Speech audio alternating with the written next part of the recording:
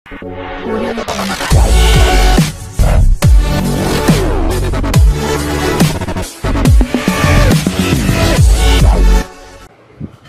धिन धिन धा धा धिन धिन धा धा तिन तिन ता ता धिन धिन धा।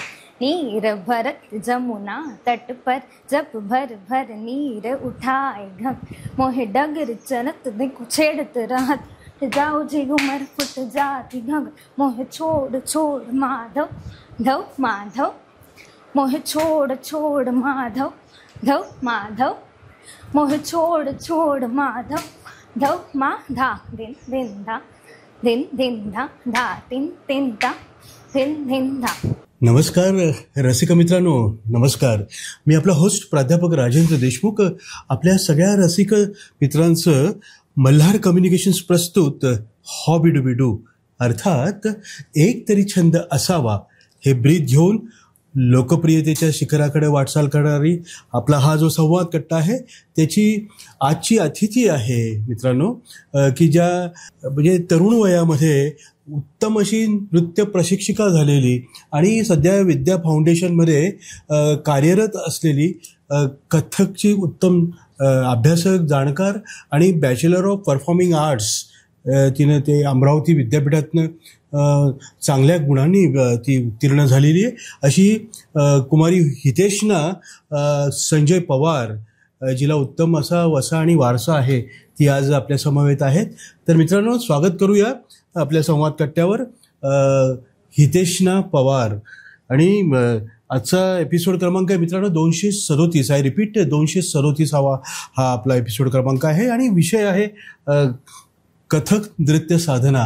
साधना म्हटलं की साधकाला तपस्या करायला लागते, परिश्रमाचं म्हणजे परिश्रम प्रचंड करायला लागतात, त्याशिवाय यशाचं चांदणं काही आपल्याला गवसत नसतं. तर हितेशना, मला सांगशील हा जो छंद आहे शास्त्रीय नृत्याचा, म्हणजे वसा आणि वारसा तो वडिलांपासून तर आहेच आहे, पण तरी सुद्धा बालपणापासून नेमकं कोणत्या टप्प्यावर? ओके, नमस्कार. मी हितेशना संजय पवार. मी सरांचं थँक्यू करते की त्यांनी मला पहिले इथं इन्व्हाइट केलं आणि मला कम्युनिकेशनचं पण थँक्यू करते की त्यांनी मला इतकं माझ्याबद्दल ओळखलं आणि मला इथे या स्टेजवर आणलंय. तर माझं आता सरांनी सांगितलं त्याबद्दलच की माझा वारसाच तो आहे. मी लहानपणापासून 3 वर्षाची होती तेव्हापासूनच घरात घुंगरूचा नाद, तबला वगैरे सगळं हे ऐकूनच मी वाढली आहे. आणि म्हणजे बालपणाचं असं आहे की मी लहानपणी म्हणजे क्लास चालू असताना सुद्धा मी जायची, फक्त मला काही नाही यायचं तरी मी पाय तिथे हे करायची. आणि माझ्या वडिलांनी पण मला त्या गोष्टीत खूप पहिल्यापासूनच सपोर्ट केलेला आहे. त्यानंतर मी स्कूलिंगमध्ये पण मी कोरिओग्राफीज केली आहे, म्हणजे तिथं पण मला असे ओळखायचे की एक कथक डान्सरच आहे. तर मग तिथे पण मी म्हणजे 6th मध्ये असताना मग मी तिथे कोरिओग्राफी केली आहे, गणेश वंदना सेट केल्या आहे. त्यानंतर 2019ला मी माझा विशारद कंप्लीट केला आहे. त्याच्यानंतर मी स्वतःच्याच इन्स्टिट्यूट म्हणजे वडिलांच्याच इन्स्टिट्यूटमध्ये प्रशिक्षण देत आली आहे 2019 पासून. त्यानंतर 19 नंतर मी बॅचलर्स केलं, म्हणजे बॅचलर ऑफ परफॉर्मिंग आर्ट्स केलं अमरावती युनिव्हर्सिटीमधून. त्यानंतर आता मी करंटली मास्टर्स करते आहे कथकमध्ये. आणि बॅचलर्स करतानाही देखील मी प्रत्येक वर्षी म्हणजे टॉपर होते प्रत्येक वर्षी, की असं पण नाही झालं की बॅकलॉग लागलाय. आणि मी ती थर्ड इयरला पण माझं टॉपवरच होते मी. आणि आता सुद्धा मी त्याच्यातच आहे. आणि विद्या इंग्लिश मिडियम स्कूलला मी माझं प्रशिक्षण देत आहे. 1st to 5th स्टँडर्डच्या विद्यार्थ्यांना मी कथक शिकवते आहे. बरं, बघ संजय पवार, तुझे पिताश्री, त्यांच्या व्यतिरिक्त कोणत्या कोणत्या मार्गदर्शक गुरूंचं मार्गदर्शन तुला लाभलं या सगळ्या प्रवासामध्ये? मी ऍक्च्युली रमासिंग मॅडम आहेत, त्या पण मला लहानपणापासूनच त्या पण आमच्याकडे शिकवायला होत्या आणि त्यांनी पण मला हावभाव कसं असतं ह्या गोष्टीत बाबतीत त्यांनी मला शिकवलं. फुटवर्क्स सगळं सगळं एकदम बेसिक पासून त्यांनी मला क्लिअर केलंय. त्यानंतर मी नाटकात सुद्धा काम केलंय. तर त्या हिशोबाने मला विशाल सर, योगेश लांबोळे सर आहेत, त्यांचं पण मला खूप प्रशिक्षण, हेमंत पाटील सर आहेत जे आपले डिरेक्टर आहेत, त्यांचं देखील मला खूप प्रशिक्षण भेटलंय. अच्छा, मला वाटतं ते राजा रयतेचं ज्यांनी डिरेक्ट केलं होतं ते हास्य जत्रा फेम आपले बरोबर हेमंत पाटील. बरोबर. हा, तर राजा रयतेच्या याच्यामध्ये कोरिओग्राफर म्हणून तुझा रोल होता की कसं काय काय सांगशील?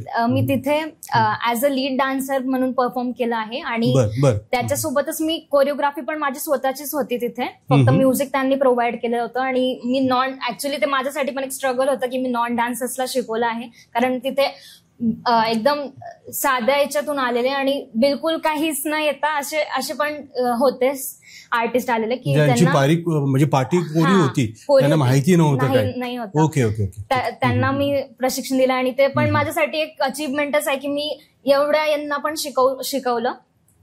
आणि ऍक्च्युली माझं राजा रयतेचं जाण्याचा अर्थ हेच होता की मला एक डायलॉग भेटावा. पण मग मी जाऊन जेव्हा हेमंत सरांना भेटली की मी एक नृत्यांगना आहे, पण मग ते म्हटले की तू ज्या फील्डमध्ये आहे ना त्याच्यातच काम कर. तर मग सरांनी मला नृत्याच्या ह्याच्यातच म्हणजे हे दिलं, तर लीड म्हणून मी त्याच्यात काम केलंय.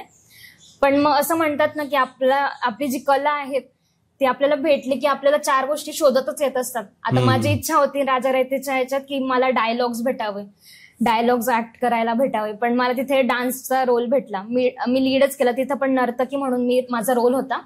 त्याच्यानंतर मी सेकंड थिएटर केलं कोहम म्हणून. तर तिथे मला सर भेटले, विशाल सरांनी. पहिले तर मला योगेश नांबोळे सरांनी अप्रोच केलं की असं असं आहे आपलं म्हणजे ती स्पर्धा होती, राज्यस्तरीय स्पर्धा होती कोहम, त्याच्यात माझं मी थिएटर केलं आहे. तर सरांनी मला म्हणजे इतकं प्रोत्साहन दिलंय की मी पहिले सरांकडे गेली की मी म्हटले की मी तर फ्रेशर्स आहे, मी कधी डायलॉग्स वगैरे काहीच केलेलं नाही होतं. तर सरांनी पण मला प्रत्येक गोष्टीत इतकं बारीकाईने माझे शब्द स्पष्ट केले, कसं बोलायचं, कसं ऍक्ट करायचं. तिथे माझा रोल जो होता तो एक काळ होता, म्हणजे मला तिथे परफॉर्म करायचं होतं विथ एक्सप्रेशन वगैरे आणि बोलायचं पण होतं सोबत. तर ते पण सरांनी माझं खूप अभ्यास करून घेतला त्याच्याबद्दल. मी म्हणजे विशाल सरांनी पण एक ग्रेट व्यक्तिमत्व आहे माझ्यासाठी. बरं. मग विद्या इंग्लिश स्कूलमध्ये तू शिकवतीस, बरोबर आहे? तर मग वयोगट नेमका काय आणि मुलं कसं म्हणजे, आणि कथक हा नृत्य, शास्त्रीय नृत्याचा जो प्रकार आहे तो आपल्या महाराष्ट्रामध्ये चांगल्यापैकी त्याला म्हणजे एक स्वतंत्र महत्व पण प्राप्त झालेलं आहे. तुला तर कथक डान्सर म्हणूनच तुझी ओळख आहे. पण मग कथकली आणि कथक याच्यामध्ये बेसिक काय फरक आहे? आता हे दोघं वेगवेगळे असे तर 7 शास्त्रीय नृत्य आहेत, पण हे कथकली आणि कथक हे दोघं डिफरंट आहेत. शास्त्रीय नृत्य असं जसं आहे मणिपुरी, भरतनाट्यम, कथकली, कथक आहे, कुचिपुडी आहे, ओडिसी आहे. तर हे प्रत्येक याचा डिफरंट स्टेटमधून आलेले नृत्य आहे. आता कथक म्हणजे की जे उत्तर भारतामधून आलेलं नृत्य आहे आणि कथकली हे केरळाचं नृत्य आहे. तर कथकमध्ये असा फरक आहे की आपण फुटवर्क्स, भ्रमरीवर जास्त फोकस करतो आणि कथकलीमध्ये ते हावभावावर असतात. त्यांचं इतकं फुटवर्कवर नसतं, बट ते हावभाव, त्यांचे हाताचे पोझिशन, गेस्चर्स वगैरे त्याच्यावर ते जास्त फोकस करतात. आणि विद्या इंग्लिश मिडियम स्कूलमध्ये मी फर्स्ट स्टँडर्ड म्हणजे 5-6 वर्षाच्या मुलांपासून मी शिकवते कथक. त्यांना बेसिक नॉलेज, श्लोक काय असतात त्या, म्हणजे सगळं संस्कृतवर जास्त माझा भर असतो की त्यांना संस्कार भेटले पाहिजे तसे लहानपणापासून, की आपलं श्लोक काय आहे, आपले श्लोक, गुरु ब्रह्मा वगैरे देवाशी जोडलेल्या गोष्टी त्यांना माहिती पाहिजेत. त्याच हिशोबाने माझं प्रयत्न असतो नेहमी. आणि 1st to 5th स्टँडर्डला मी शिकवत असते तिथे. हितेश ना, नेमकं काय होतं माहिती का की अलीकडे पालकांचा कल सुद्धा रियालिटी शोज, अगदी लहान लहान चिमुरडे पोरं पण ते तिथे जाऊन ते त्या रियालिटी शोजमध्ये भाग घेतात, काही तो आपला आविष्कार दाखवतात वगैरे, कौतुकाची गोष्ट, त्यात वाद नाही.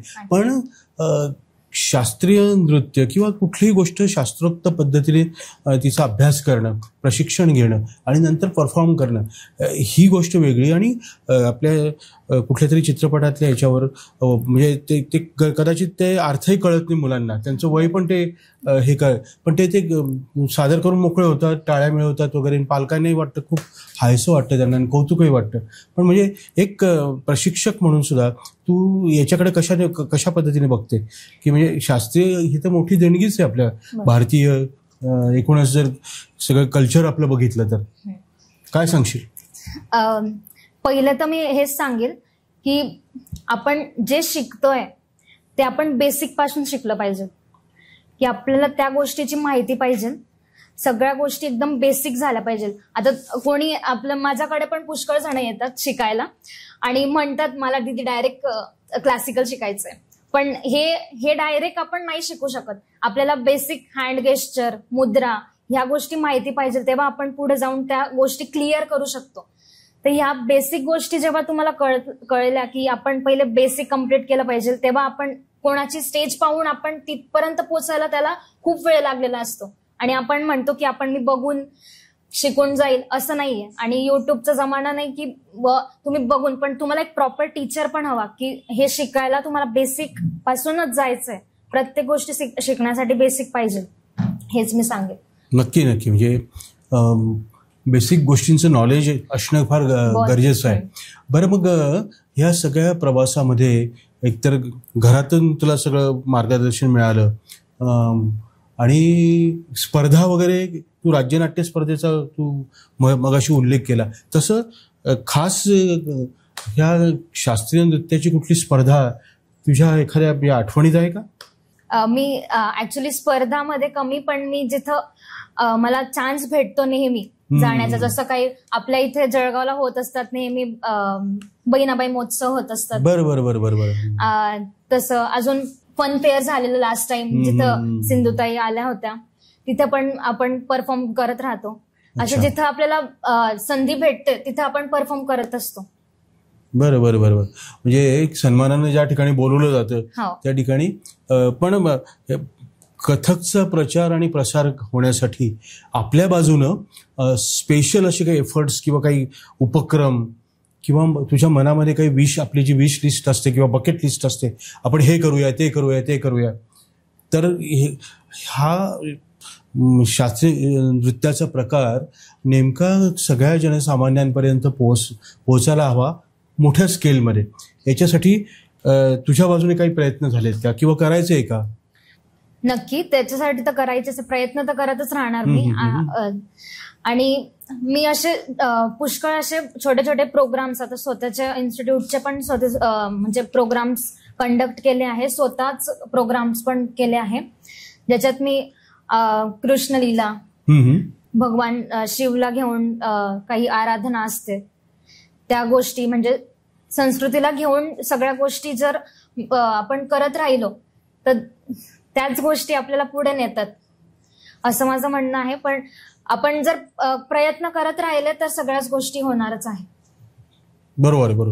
बरं, मग जळगाव नगरी सोडून आता सांस्कृतिक समज असलेली नगरी म्हणून आणि सांस्कृतिकदृष्ट्या बऱ्यापैकी समृद्ध असं शहर म्हणून आपलं थोडी ओळख खूप नाही पण थोडीफार झालेली आहे. पण जळगाव सोडून बाहेर याच्या जसे जे पिताश्री चाळीसगाव असेल, यावल असेल, हे सगळं ते खानदेशभरात फिरायला राहायचे आणि बुधवारी इथं क्लास घे, गुरुवारी तिकडे क्लास घे. तसं तू तुला मला नक्की माहिती की एक मुलगी म्हणून मर्यादा आहे, पण तरी सुद्धा तू करतेस असं सगळं प्रशिक्षण? गेल्या वर्षी मी आणि माझा भाऊ पण ह्याच क्षेत्रात आहे. तर गेल्या वर्षी आम्ही पण हे सेम केलं जे पप्पांनी केलं आहे. आणि मी तर खूप प्रेरणा घेते पप्पांकडून नेहमी, वडिलांकडून, की अशा गोष्टी आपण करत राहावं. आणि त्याच्यासोबतच मी जॉब याच्यासाठी जॉईन केलाय की आपल्याला जास्त जागेवर नाही फिरायला भेटायला पाहिजे, म्हणून मग मी जॉब पण जॉईन केलाय. म्हणजे मागच्या वर्षी पण आम्ही पाचोरा वगैरे, चोपडा वगैरे इथे जाऊन पण आम्ही कथक शिकवले आहे. जसं वडील जात होते तसं मी पण केलेलं आहे. पण एक थोडंसं तू यातली माहितगार आहेस आणि या सगळ्या याच्यात तू काम करतेस प्रत्यक्ष फील्डवर जाऊन, तर ह्या सुट्टीच्या कालावधीतले काही जे प्रशिक्षण शिबिरं असतात, वर्ग असतात, त्याच्याने म्हणजे काही बेसिक गोष्टी कळतात नक्कीच, नाही असं नाही, पण ते अगदी चांगलं शिक्षण दिलं जातं. तू समाधानी आहेस का याच्यात की ते एक 8 दिवसांचं कुठलं तरी एखादं माध्यम ते स्पॉन्सरशिप स्वीकारतं, दैनिक पेपर्स वर्तमानपत्राचे लोक असतात, ते माध्यम प्रतिनिधी म्हणून ते सगळे ते त्यात पुढे येतात आणि स्पॉन्सरशिप ते करत असतात. पण परत तोच मुद्दा की एक छोट्याशा कालावधीमध्ये शास्त्रीय नृत्य, ते सुद्धा कथक सारखं, हे कितपत पोहोचतं? वर्कशॉप्स असतात जे कंडक्ट केले जातात, ते मी तर म्हणते की स्टार्टिंग पासून जे बेसिक आहे ते भेटणं पहिले गरजेचं आहे. ज्या वर्कशॉपमध्ये तुम्हाला बेसिक गोष्टी पहिले भेटताय तिथे तुम्ही नक्की जा. ते 8 दिवसाचं असो 10 दिवसाचं असो, तिथे नक्की पोहोचलंच पाहिजे, कारण बेसिक गोष्टी आपल्याला क्लिअर होतात.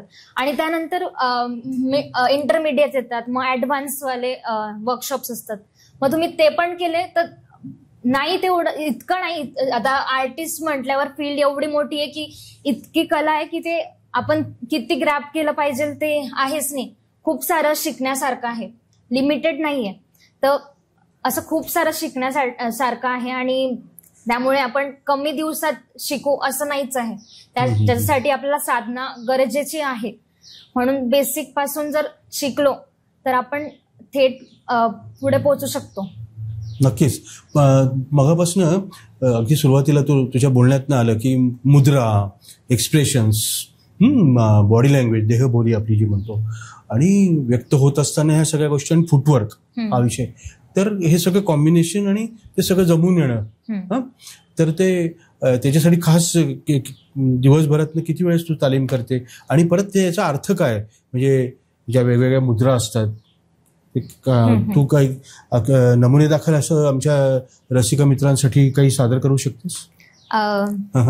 बेसिक आता मुद्रा वापरल्या जातात जे कथक मध्ये वापरल्या जातात, त्या पताका आहे, त्रिपताका, अर्धपताका, कर्तरीमुख, मयूर, अर्धचंद्र, अराल, कपित्य, कटकामुख, या बेसिक मुद्रा आहे.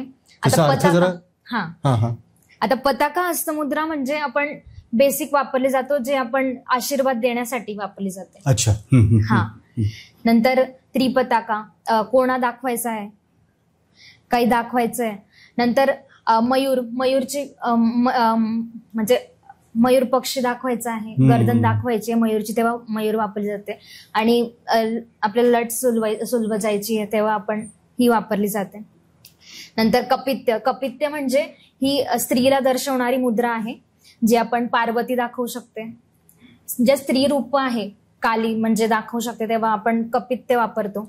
ह्या बेसिक मुद्रा आहेत. Very good. बरं, मग थिएटर पण तू करतेस, म्हणजे कथक शास्त्रीय नृत्यामध्ये तुझा प्रवास हा जास्त आहे त्यातल्या त्यात, आणि त्याला तुला इंटरेस्ट पण चांगल्यापैकी आहे. पण डोळे हे अभिनयाचा केंद्रबिंदू असतात, तर कथक नृत्यामध्ये डोळ्यांचा कशा पद्धतीने वापर किंवा कथक मध्ये हावभाव सुद्धा आहेत.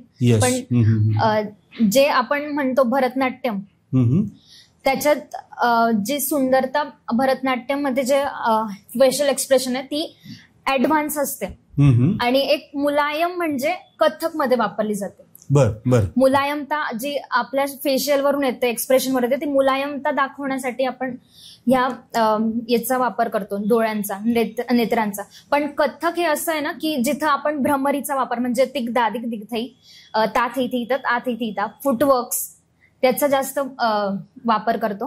त्याच्यानंतर कथक मध्ये येतं की ठुमरी असते, भजन असतं, या बोलांवर जास्त भर दिला जातो. त्यानंतर फुटवर्क्स तर हे इम्पॉर्टंटच आहे कथक मध्ये, की ताथी हे बोल त्याच्यात असतातच. Very good. बरं, मग आपल्या रसिक मित्रांसाठी तू काही सादरीकरण पण केलेलं आहेस, म्हणजे प्रारंभच 64 कलांचा आणि 14 विद्यांचा अधिपती असलेला श्री गणेश, शारदा जशी बुद्धीची देवता आहे तशी ही कलेची आणि आपल्या विद्येची सुद्धा देवता आहे श्री गणेश.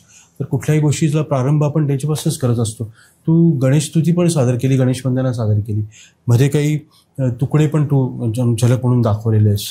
आणि आमच्या आता खरं तर वेळेची मर्यादा आहे आणि तुझ्याकडनं महत्त्वाच्या गोष्टी आपल्या रसिक मित्रांसाठी, कारण आपल्याकडे शहरी भागातले पण आपले रसिक प्रेक्षक आहेत आणि ग्रामीण भागातले सुद्धा आहेत आपले यूट्यूब चॅनल पाहणारे. तर जाता जाता ह्या सगळ्या गप्पा गोष्टींची, संवादाची सांगता करत असताना ह्या सगळ्या आपल्या हौशी कलावंतांना की जे या क्षेत्रात येऊन करिअर करू इच्छितात त्यांना काय टिप्स देशील? कारण तू आता बऱ्यापैकी या क्षेत्रामध्ये तुला अनुभव आहे, म्हणून मी हा प्रश्न करतोय. की तुमची साधना हीच तुम्हाला वरती नेणार आहे. तर तुम्हाला बेसिक पासून तुम्ही जर त्या गोष्टीत परफेक्ट होणार असाल तर तुम्ही तिथं वेळ द्या, तिथे कन्सिस्टन्सी दाखवा, तसं डिसिप्लिन पाहिजे. डिसिप्लिन असलं की आपण त्याच गोष्टीत आपण राहतो आणि त्या डिसिप्लिनमुळेच आपण पुढे आणि वरती जातो. मला तेच म्हणायचं आहे की तुम्ही वेळ द्या, त्याच्यासाठी कन्सिस्टंट राहा आणि डिसिप्लिन मध्ये राहा. वा. तर रसिक मित्रांनो, आपल्या समवेत होती कथक नृत्याची प्रशिक्षिका आणि विद्या इंग्लिश मीडियममध्ये ज्या अध्यापनाचं काम करतात, प्रशिक्षण देण्याचं काम करतात, अशा हितेशना पवार. हितेशना हे सुद्धा त्यांचं जे नाव आहे ते अतिशय समर्पक आहे मित्रांनो. नक्कीच हितेशना, तुमच्याकडनं या सगळ्या शास्त्रीय नृत्याचा प्रचार आणि प्रसार आपल्या सगळ्या खानदेशभरात व्हायला हवा आणि त्यासाठी अनुकूल असं वातावरण तुमच्या परिवाराकडनं सुद्धा ते होतच आहे. अजून या दृष्टिकोनातून प्रयत्न होत राहतील. संवाद कट्ट्यावर आलात आणि उत्तम असा संवाद तुमच्याशी साधता आला आणि सोबत तुमचं जे फुटवर्क आहे, पदलालित्य आहे, ते आमच्या रसिक मित्रांनी सुद्धा अनुभवलेलं आहे. तुमच्या पुढच्या प्रवासासाठी आमच्या अख्ख्या मल्हारच्या टीमच्या वतीनं मनापासून शुभेच्छा. धन्यवाद. नमस्कार, मी हितेशना संजय पवार.